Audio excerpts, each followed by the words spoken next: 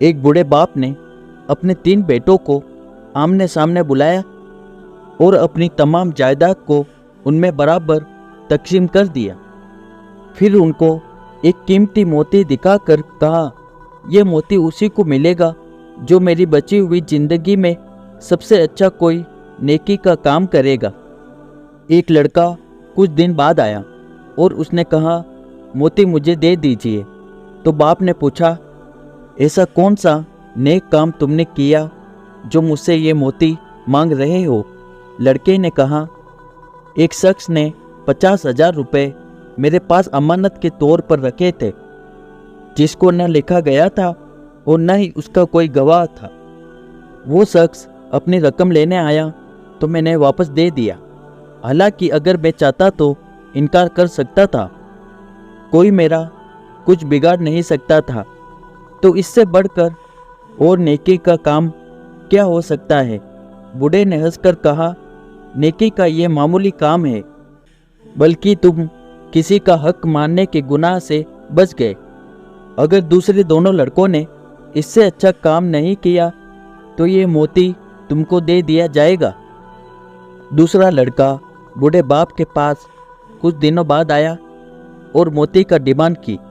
तो बाप ने पूछा, तुमने कौन सी नेकी की है? तो लड़के ने बताया, नदी में बहुत बाढ़ थी, एक लड़का पुल पर से नदी में गिर गया।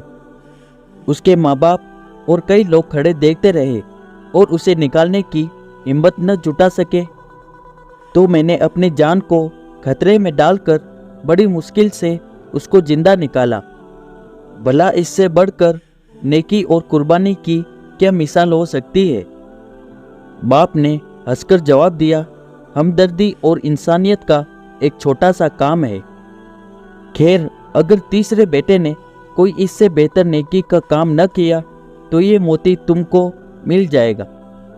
तीसरा बेटा एक दिन अपने बाप की खिदमत में हाजिर हुआ।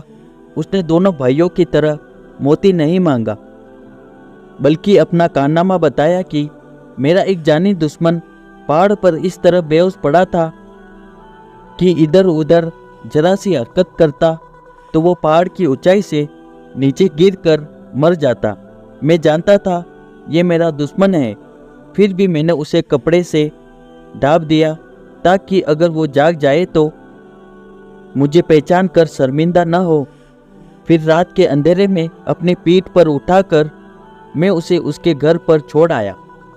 तो बूढ़े बाप ने बगैर कोई देर किए वो मोती उसके हवाले किया और कहा, वाकई तेरी नेकी तारीफ के लायक है और इस मोती का तुझसे ज़्यादा कोई हकदार नहीं।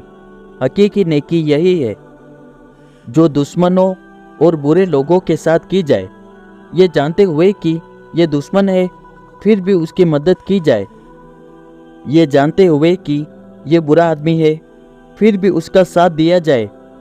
हमारे नबी सल्लल्लाहु अलैहि वसल्लम पर दुश्मनों ने क्या क्या जुल्म नहीं किए, लेकिन जब फतह मक्का के दिन जब नबी सल्लल्लाहु अलैहि वसल्लम फौज लेकर मक्का में दाखिल हुए तो दुश्मन डर रहे थे, पता नहीं आज हमारा क्या होगा। लेकिन फिर भी नबी सल्लल्लाहु अलैहि वसल्लम ने सबको अमान दी और किसी से बदला नहीं लिया, बल्कि सबको माफ़ कर दिया। आम तौर से हमारे रिश्तेदार हमारे साथ बुरा करते हैं, लेकिन बदले में हमको उनके साथ ऐसा नहीं करना चाहिए, बल्कि हकीकी नेकी ये है कि अपने साथ बुरा करने वालों की मुश्किल में उनका साथ दे। वीडियो पसंद आया हो तो लाइक और सब्सक्राइब कर दीजिए।